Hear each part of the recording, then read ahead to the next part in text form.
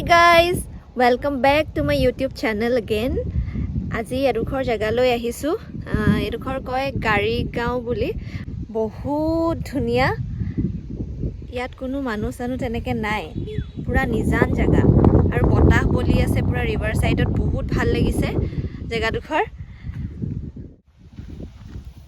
এই ফালে এতিয়া আমি গৈ আছো এই আতৰত এখন নাও আছে এই নাওখনৰ ওচৰলৈ গৈ আছো চলো চলো চলো চলো চলো